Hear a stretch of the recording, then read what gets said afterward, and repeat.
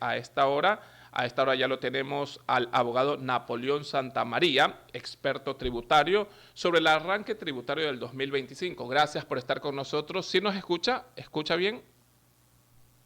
Hola, Fuerte y claro, muy buen día con todos. ¿qué tal, estimado abogado Napoleón Santamaría? Cuéntenos sobre este arranque tributario del 2025. ¿Cómo arranca y cómo va el proceso?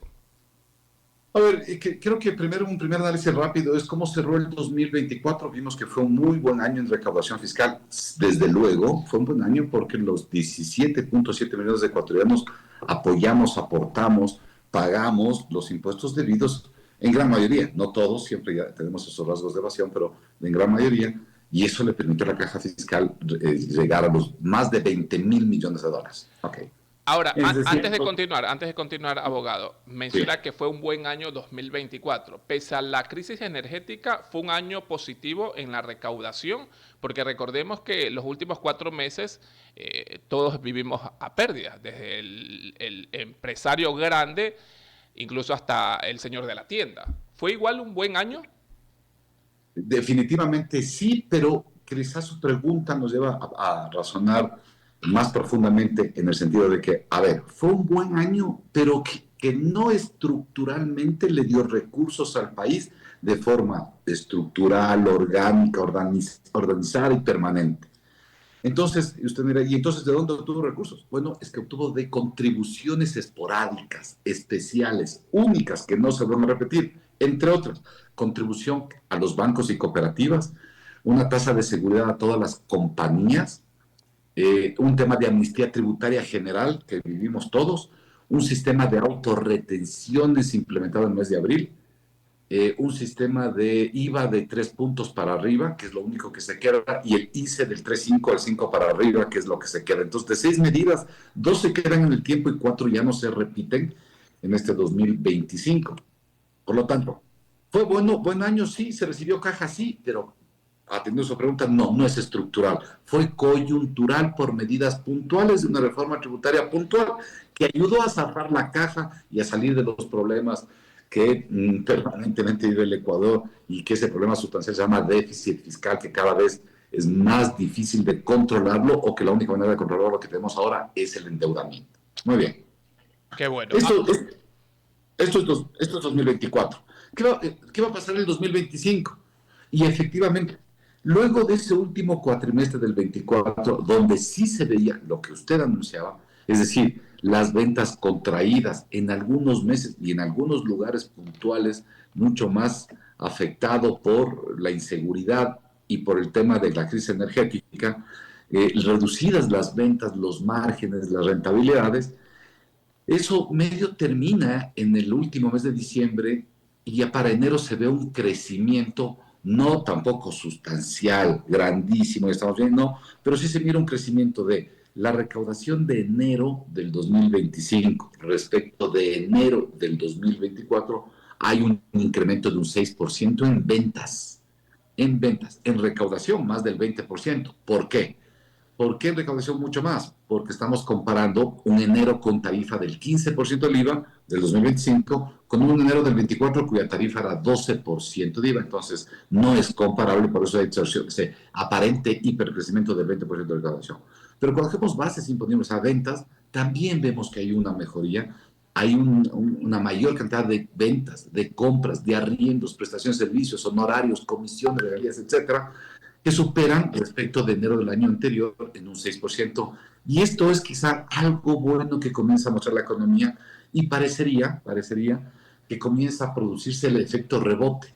Siempre se pensó que el 22, 23 y 24 van a ser años medios estancados, complicados, difíciles, y esperemos, aspiremos y deseemos que el 25 comience la curva a ser ascendente en favor de la actividad económica del país y del desarrollo de todos nosotros, ¿no? Abogado, incluso ayer el presidente de la República, Daniel Noboa, en una agenda que cumplió acá en nuestro país, él mencionó que, le voy a leer tal cual, según el presidente de la República, Daniel Noboa, afirmó que este 2025 será una etapa de crecimiento y creación de empleo durante una inspección, lo dijo en un proyecto de agua acá en Guayas, en Aurora.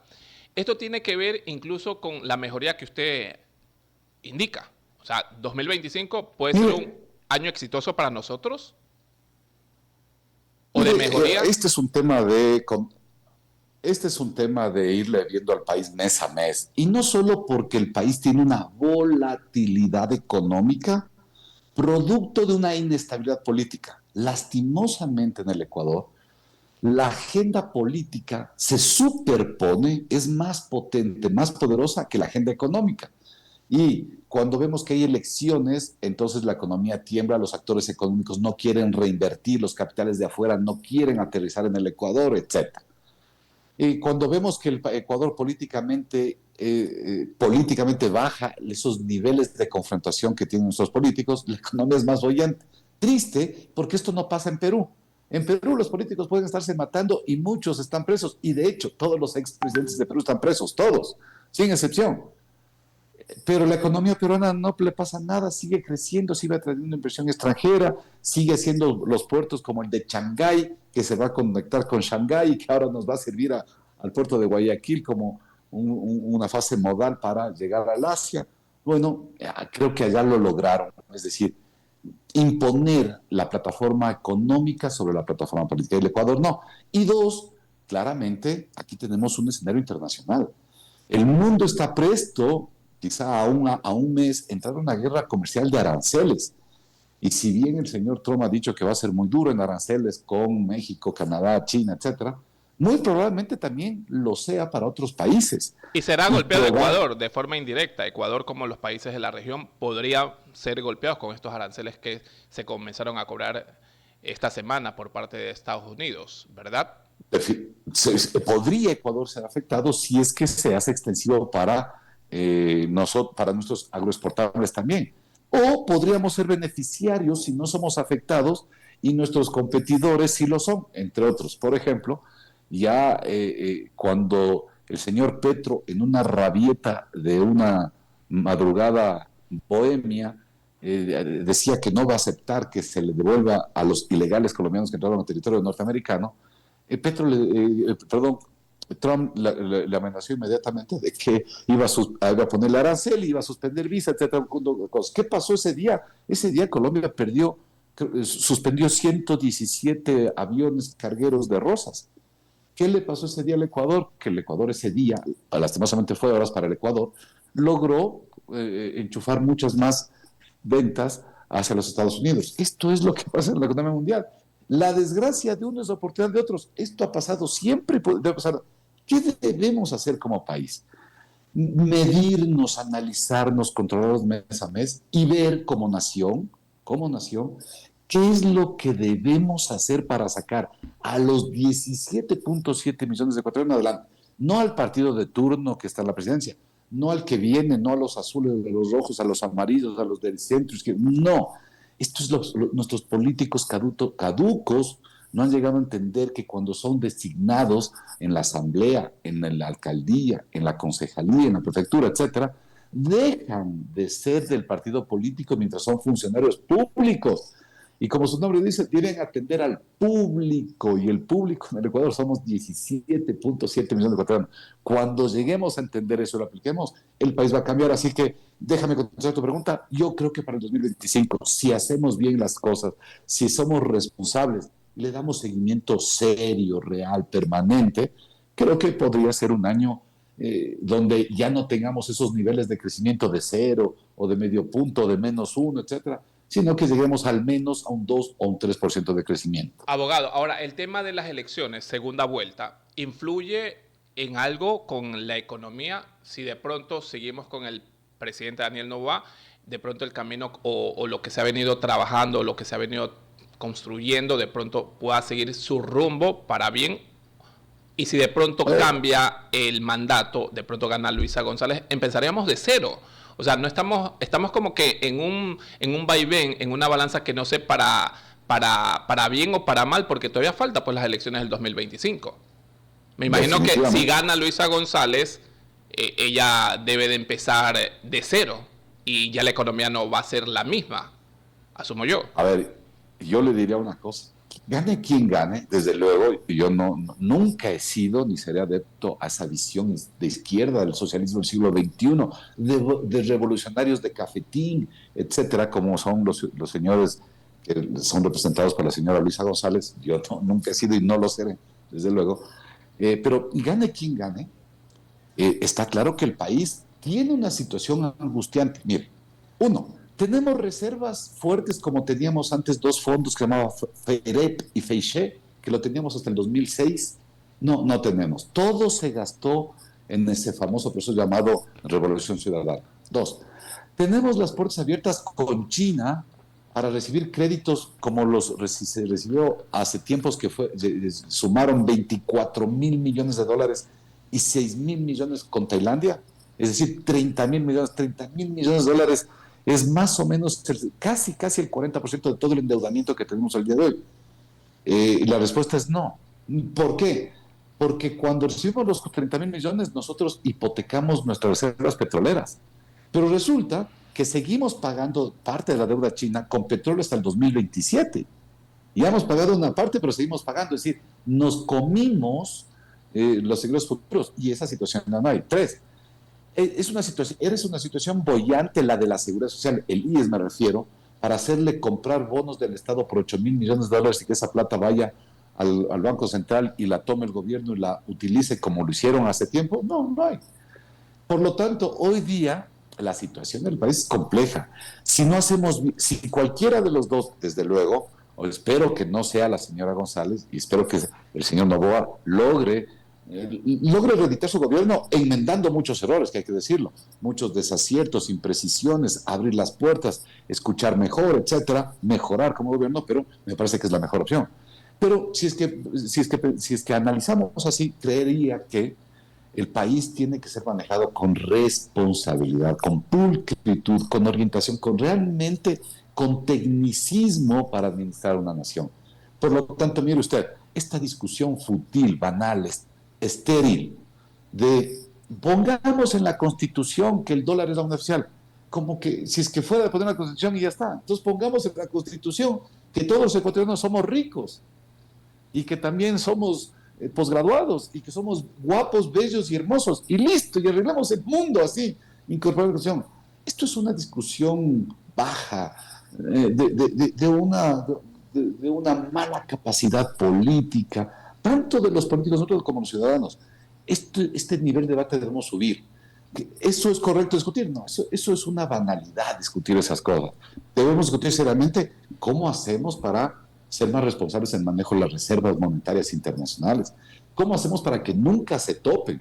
¿Cómo hacemos para fomentar inversión extranjera? ¿Cómo hacemos para solidificar la seguridad social, nuestro sistema aduanero, nuestro sistema fiscal? O sea, hay temas importantes, pero esos no se discuten. ¿Sabe por qué, mi querido amigo? Porque eso no lo saben, no lo entienden, no lo comprenden nuestros políticos y por lo tanto entran a ese terreno de banalidades, de cosas que no les sirven y que no le aportan al país, ni a los ciudadanos. El tema de las divisas, ¿cómo están? Se vienen igual unas elecciones. ¿Cómo se están manejando? Se viene el tema de divisas y ese es el indicador que más nos preocupa, porque cuando vemos enero, vemos que luego de la primera vuelta electoral y ante esos resultados que muchos no se pensaban y no pensábamos que el señor Noboa tenía algo más de diferencia respecto de la señora González, pero no sé, los resultados al menos han dicho que casi hay un empate técnico y otros que eran más optimistas pensaban que en primera vuelta el señor Noboa podía ganar las elecciones. Bueno, estos resultados no se dieron. ¿Y qué pasó inmediatamente? Bien, primero el riesgo país subió casi 300 puntos. ¿Qué significa que suba 300 puntos? Que la tasa de interés es 3% más cara. Por lo tanto, para el Ecuador, para los ecuatorianos, para los empresas ecuatorianos, obtener créditos del exterior cada vez es más costoso y más difícil. Esa es la realidad. Porque la señora González y la ideología que ella representa y el grupo humano que ella lidera es un grupo que hoy gobierna Venezuela, hoy gobierna Nicaragua, hoy gobierna Cuba. Claramente los mercados internacionales dicen este país, el llamado Ecuador, puede desviarse a ese modelo fracaso para los 17.7 millones. Eso creo que no hay discusión, o sea, que nadie creo que tiene vendado los ojos para no ver y entender este simple razonamiento de que lo que representa la señora Luisa González en su ideario, en su forma de pensar y en su forma de actuar. Dos, las divisas. es decir, los dólares de la economía salen y normalmente salen para pagar importaciones, para comprar servicios, para pagar deuda externa, para pagar intereses, por muchas razones sale. Pero esta vez ha salido más de lo normal. Casi 491 millones de dólares más salió en enero del 25 que enero del 2024. Los análisis que hemos hecho es, ¿algo de importaciones creció? No, muy poco, muy poco. ¿Dónde está el crecimiento de las exportaciones? En temores, en angustias, en temores que tienen los capitales de que la señora González pudiera llegar a la presidencia y de llegar a la presidencia que tome medidas que sean contrarias a la empresa privada. Esto ya lo hicieron. Es que, ¿qué hizo el correísmo durante 10 años? No fomentó la empresa privada, no trajo una sola inversión extranjera. En 10 años no fueron capaces de traer la inversión extranjera de una empresa extranjera que haga una industria, que haga algo grande, que genere empleo, riqueza. No, ellos son contrarios a la visión de empresa privada. Por lo tanto, los empresarios de afuera no vendrán y los pocos que están aquí no reinvertirán. Dos, los capitales de afuera tampoco aterrizarán al Ecuador y los pocos de aquí tendrán miedo de que pase lo que ya hacían en ese entonces de controlar importaciones, de poner salvaguardas cambiarias, etcétera, y de controlar la economía ecuatoriana, y por lo tanto esos capitales comienzan a migrar, y lo cual es justo. O sea, si un país le asusta a un capital, como en su tiempo lo asustó Francia a los capitales, y luego los rusos también afectaron a los capitales, y de determinada forma Estados Unidos también asustó, los capitales migran. Entonces, el resumen es una segunda vuelta donde sea un resultado que yo creo contrario a los intereses de un país en desarrollo, que sería que la señora Luisa González gane. Creo que la situación económica se complicaría porque los mercados internacionales, la banca internacional, no le va a querer prestar a este país. Peor con el gobierno de la señora González. Ella tendrá que refugiarse en los créditos país por país, y ya vimos, ya presenciamos y fuimos víctimas de los robos, atracos sobre precios y estafas que se hicieron de los fondos públicos cuando tuvimos el endeudamiento con China, con Tailandia y con todos estos créditos del gobierno, que por cierto, no es que son mis afirmaciones. Por estas razones está un Nielsen Arias fugado del Ecuador con sentencia, otro, el Blas en la cárcel, y quien les cubría, que era el Contralor Pollitt, en la cárcel de los Estados Unidos, porque allá la justicia sí funciona.